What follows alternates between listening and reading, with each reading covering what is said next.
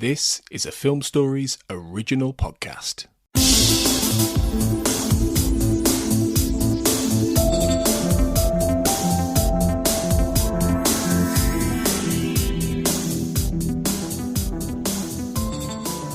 Welcome to the X-Cast, X-Files Podwatch, episode 96, covering Trustno1 and John Doe. I'm your host, Darren Mooney, and with me is TV editor at The Digital Fix, novelist and screenwriter, Baz Greenland. How are you, Baz? I'm good, thank you. It has been forever since we talked to each other. A whole day, yes. It has been a whole day.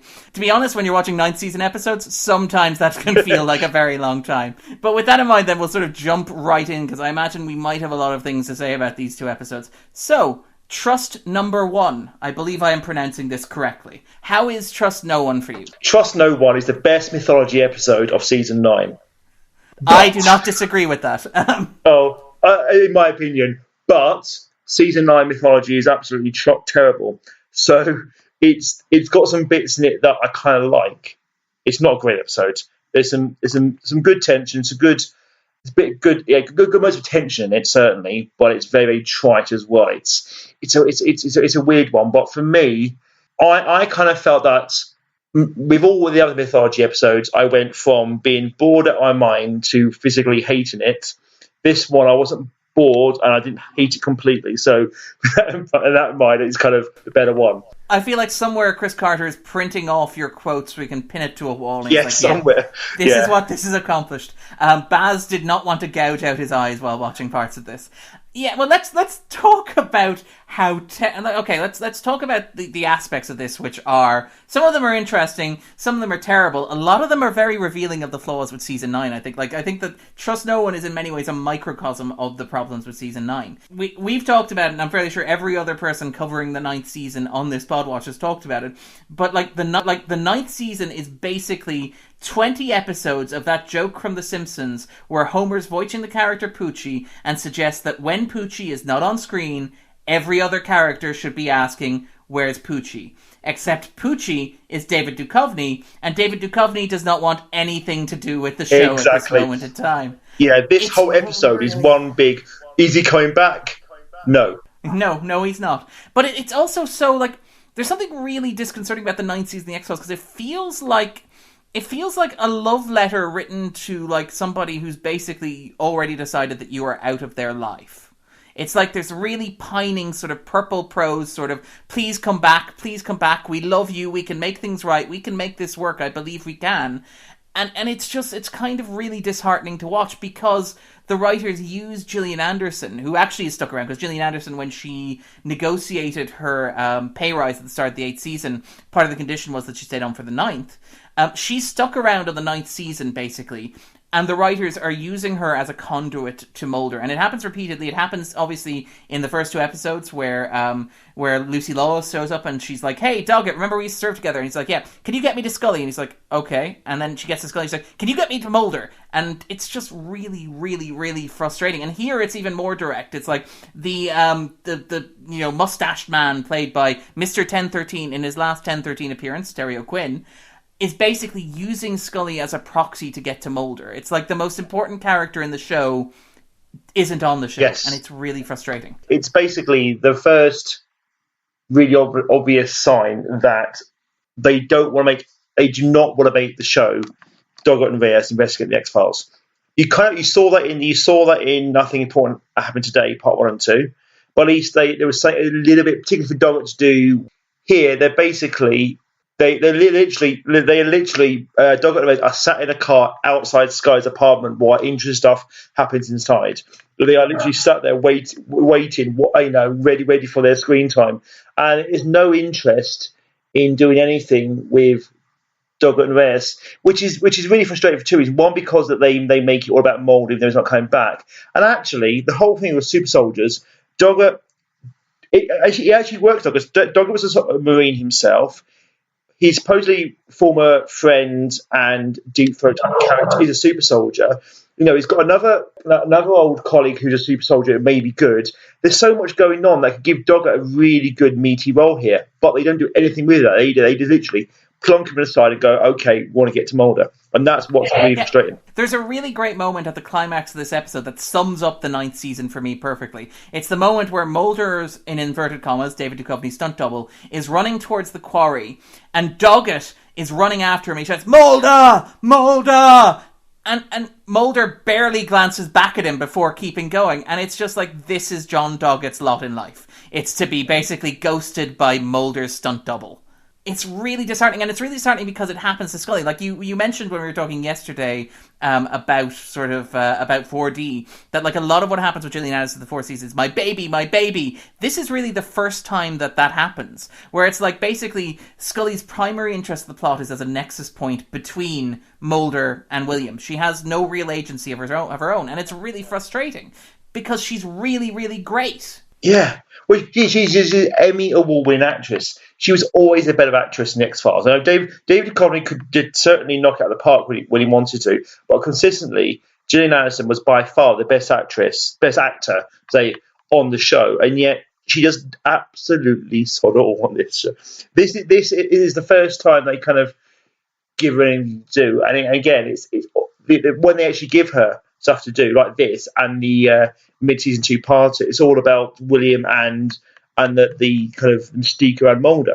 It's nothing for her. It's nothing about her itself. And Carter then gives her this horrible, overwrought purple prose, like, you know, yours sincerely, Dana. Like, who signs their emails with an ellipsis? Exactly, and this is the thing. I assume that whole scene when she's reading his words and my hands are trembling as I write back to you, it's supposed to be heartfelt. But the idea, you saw Mulder and Scully at the end of season 8, and he still quit at the end when they're there with the baby. They wouldn't be talking like that, and I don't think Scully would talk like that. So why do they make her this kind of, she's like loved up, lost woman who has no purpose in life? And that's basically what it is. It's basically like the prose or the voiceovers in Redux, but without any of the charm or insight. It's like somebody's basically transcribed, you know, those old sort of 18th century novels that are written in letters back and forth between characters of purple prose, which I think is a very Carter thing to do, but it's just horrible in this. It doesn't work at all. I think she still gives a good performance. I think she carries it in those scenes. The one positive that in her facial performance, you get that sense of kind of loss in Gillian Anderson, but that's because Gillian Anderson is a great actress. I think the actual words themselves, though, are just incredibly trite.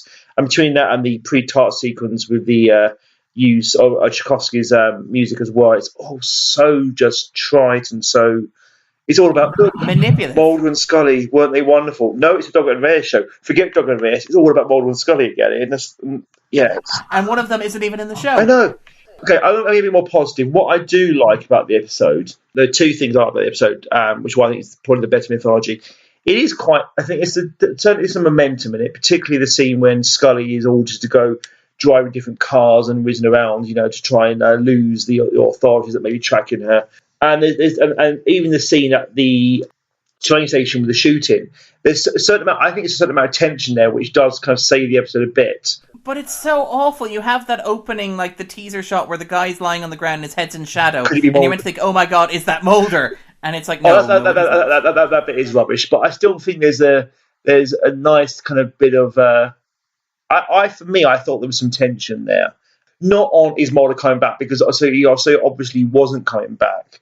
But I just think the kind of there's a threat. I think it's really down to you mentioned Terry O'Quinn. I think his third role in the show.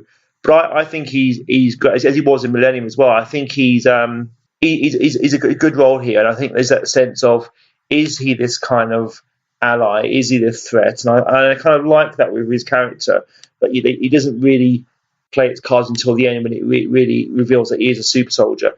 Why he's trying to get Mulder to kill him doesn't make any sense at all. Well, it's because you find out there's some sort of weird prophecy in Providence. Providence. I try and blank out that two-parter completely, but yeah, I think he himself is a good, quite a good character in itself.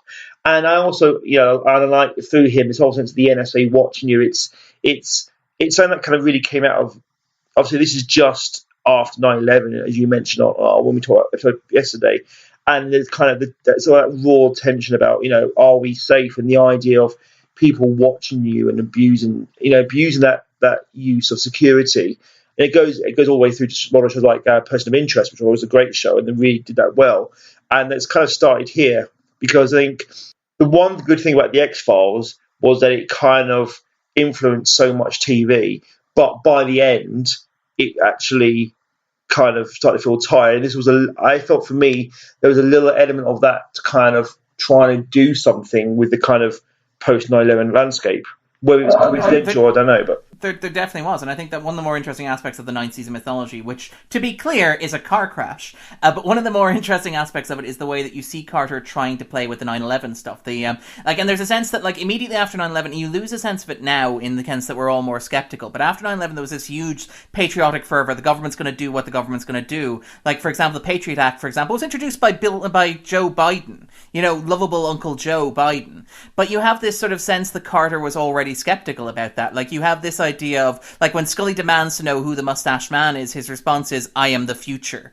And there's the point where when they meet in the middle of nowhere and he says, "There is no middle of nowhere anymore." And this idea, and it even plays into what I was talking about with, when we were talking about 4D and alternate dimensions, this idea of, like, the world as viewed through a screen. Like, the mustached man claims he knows Scully, even though he hasn't seen her or met her in person until that scene with the car, because he's watched her through a screen all these years. There's a sense of mediated reality which recurs throughout the ninth season as a whole. The sense of, like, how you process the world, and you process it now through screens, whether those are television screens or computer screens, or in the future for the show, phone screens. Like, I really like that aspect of it, but otherwise, it's just a mess of it. And the bit at the end where he's lured into the quarry and he sort of shakes and he does like Superman into the side of a mountain. It's just awful. It's really just awful television. You want to be positive?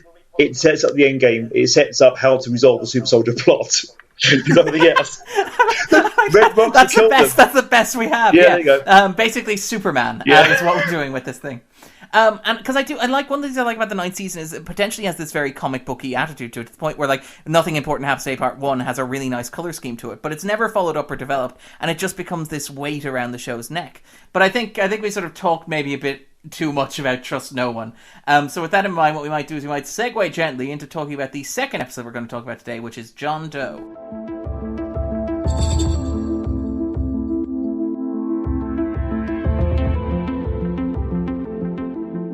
So, Baz, John Doe. Yes, John Doe is probably the best episode of season 9. Yes, it's a great episode, and it's a really good. We've been talking so much about poor Doggett, basically hospitalized, beaten, trapped, forced at his own show. This is a really, really good Doggett episode. And I don't think it's not an episode that David Duchovny could have done as well as Doggett either. No, and not only is it a great Doggett episode, which we'll probably come back to because it's a great performance from Robert Patrick, it's also a really good Reyes episode, in that it's an episode which uses Reyes very specifically. So it's like, she grew up in Mexico, she speaks Spanish, like, she understands the area, she has some local knowledge, she gets to interact with that great scene with the drug dealer where she's like, pillar of the community, does anybody except mob lawyers use that? Or the bit where she accuses him of being a drug dealer and the lawyer's like, please stop speaking Spanish. But it's a really good episode that uses both leads really, really spectacularly well. And, like, if every episode of season 9, or I don't even care, not every episode, if like 1 in 4 episodes of season 9 had been this well constructed, I would be totally on board with, like, a Doggett Reyes. Forget about Mulder and Scully, they're in the past, maybe they'll come back for the 20th anniversary. This is I'm okay with this. I am down with this. And to be honest, when I watched season 9 again recently, I thought it was quite a shame. I would have absolutely watched the season 10. I would have happily, okay, Scully had finally gone off with Mulder, and have been properly had a season 10 with Doggett and Reyes. They proved themselves. I think, there's always talk of, can there be a spin-off of the X-Files? Could Einstein and Miller be a spin-off? Absolutely no way in hell. They're terrible. But I think Doggett and Reyes was it. They did it, and this is what's frustrating. And people think, it went really bad at the end. If you watch episodes like this and 4D, and what could a Doggett Reyes show could have been? You watch 4D, you watch John Doe, you watch Hellbound and Ultra Poorly. You've got it. They're 4 good episodes that absolutely prove they could be good. Would it have been as good? Would it have been quite as good as the early X-Files? Probably not. But I could have seen 2 or 3 seasons with them. It would absolutely have worked. And I think you could have got in those 2 or 3 seasons, you would have got 1 or 2 like 5-star episodes a season, which I think is, it's not the batting average the show had at its height anywhere near it, but it's great for a primetime network show. and it's really, really good, and it feels like everything in this episode is earned for the pair of them, like, because this is paying off, like, obviously the death of Doggett's son, for example, the death of Luke Doggett, but it's kind of, and the idea that Reyes goes to Mexico alone to retrieve him as well. And it's just got, and it's we should mention as well, it's written by Vince Gilligan, it's directed by Michelle McLaren. In many ways, it feels like a pilot for Breaking Bad in terms of aesthetic, like with the film grain and the sort of the washed out gold color scheme. But it has this feel and this texture that is radically different from anything that the X-Files has done. Because, I mean, when it first moved to California, it was very bright and very sunny. And then in the 8th season, they made a conscious choice to make it darker, which I think was very clever, and I think they did very well. But one of the things I like about John Doe is John Doe feels gritty and unpleasant, and it does feel like a horror show, but it doesn't feel like a horror show in a way that's like just trying to recapture old glories. It's like, no, this is actually something that is really, really uncomfortable and really uncanny, but it's something that, like, I've never seen a Mulder and Scully episode that looks like this, which I really, really like about it. Yeah, absolutely. I love that kind of gritty grain to the visuals of it all, and the kind of that glaring, harsh sun, and it's that sense of danger in that kind of bright sunshine. I think that's kind of what the whole town's about. It might be bright and sunny, but it's very run down, it's very rustic, very dangerous, and Doggett is basically in hell, even though it's not this dark, fiery place that you might imagine it to be. You know, it's very different. It absolutely works. It's shot brilliantly. And directed fantastic. It's Michelle McLaren's first episode, I believe, of television. And she sort of like, she went on to do, obviously she did Breaking Bad, but she also did like Game of Thrones and stuff like that. And it's astounding. Like, the X-Files doesn't get enough credit. Like, the writers on the X-Files were fantastic, hugely influential, went on to create countless television shows and to have like these huge footprints across popular culture in terms of like 24, in terms of Homeland, in terms of Breaking Bad, in terms of Better Call Saul. But like, the directors who worked on the X-Files were also equally sort of like, they pushed the boundaries of what you could do on a weekly television show. And obviously, when you say that, people think of like Rob Bowman, who went on to work on Castle, but they think of like David Nutter, who went to work on like stuff like Game of Thrones, or even like obviously Kim Manners, who worked on Better Call Saul. Didn't work on Better Call Saul, apologies. He worked on Breaking Bad. But like, Michelle McLaren is like one of the great examples of how, even in its 9th season, the show was still giving people with a strong visual sense the freedom, like, to realize that. Like, it's a show that, like, no other show with a fixed visual style could have done an episode that looked as good as this. And certainly not with a first-time director working on it. And it's astounding. It's amazing. It's just so rich and so exciting. And I watched it again. I watched it last night. And I loved it the first time I watched the 9th season. I've loved it every time I watch the 9th season. It's like, every time I go into the 9th season, I get through the bad stuff at the start of the season because I know this is waiting for me. And then I just have to power through the rest of it. But this is beautiful. This is a fantastic piece of work. I think this is close. I mean, I think this is basically the closest classic, I think, as I don't think it's as good as the really, really big X-Files classics for me, but it's definitely as close to classic in that kind of last couple of years as it did, I think. I mean, I'd probably go with like This Is Not Happening from season 8, and maybe Roadrunners as well. I think season 8 is much stronger and has a lot of good stuff. Season 9 certainly. I mean, we talk about season 9 varies from gouging out your eyeballs to it's not bad, but this is one of those where you say, yeah, this is great. This is really great television. It is, and I mean, it also even has that sort of core X-Files idea of like memory to it. Like,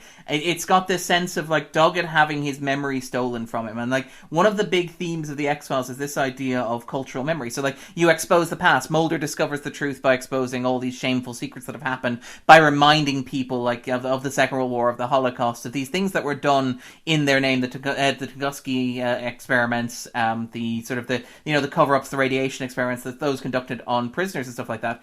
And like, one of the big themes of the X-Files is that institutional memory is what's necessary to protect us. But like, I like that, like, in some ways John Doe is a more personal story. It's like, memory is a personal thread of continuity for Doggett. Like, and there's a great scene at the end where the guy who has taken his memory, who's stolen his sort of everything from him, asks, your life, I saw your life, it had so much pain, why would you possibly want that back? And Doggett just looks at him and goes, and this is a beautiful moment, it's a beautiful moment for Robert Patrick, it's a beautiful moment for the show, he just says, because it's mine. And it's just such a powerful, evocative sort of statement. And I think it's a quintessentially X-Files moment. It's the idea that even if the past is horrible, and even if it's full of trauma, and even if horrible things have happened, because let's face it, on this show, if you're a character on this show, your memory is going to be full of horrible things happening. But it's just such a powerful statement of how that's important regardless, how you mustn't let go of that, how the truth, in some ways, like, this is Doggett reclaiming his own truth, which is a more personal truth than, like, Mulder was looking for, although you could argue Samantha or whatever, but this is, like, Doggett basically saying, look, my pain is my own, my life is my own, and it's just this beautiful, sort of simple, really simple story, and it's told so well with such great performances, such a solid script, and such fantastic direction. It is... For me, it's pretty close to perfect, and this is as happy as I'm going to feel talking about the 9th season. So, is there anything else sort of jumping out at you about it that you'd like to talk about? I mean, just generally, we talk about Rob Patrick's performance as Doggett. He was. I mean, it's moments like that, like because it's mine. It's like the moments where he finally encounters Reyes, and then the memories of his son's death come flooding back. It's like. He's such a good actor, and it really does remind how essential he was in those final couple of years of the X-Files. It's just great to really see Doggett being absolutely awesome. Even when he's trapped in hell, he doesn't know who he is. He's still such a great character. He is. I love how resourceful he is as well. Like the bit where he rings up the foreign service office, and he's basically like, well, we found a body. He's whacked up. He's no idea who he is. He's wearing a tattoo. He's about my height, my eye color, my voice. Anything you can do would help. Like, it's such a clever, like, he's lost, but he's not, like, even with no sense of who he is, he's still resourceful. And it feels like Doggett never got to be that resourceful in 9th season, where his job was primarily to drive Scully back and forth, or his job was primarily to deliver exposition, or to wait in a car outside a window, as you said, which he does more than once in the 9th season. I feel like this is the Doggett episode that the characters deserve, and I don't think he gets a matching episode. I think Release is very good, but I think it's very rushed. It's very clearly like we're wrapping up the season. It's kind of in some ways it's kind of the companion, because this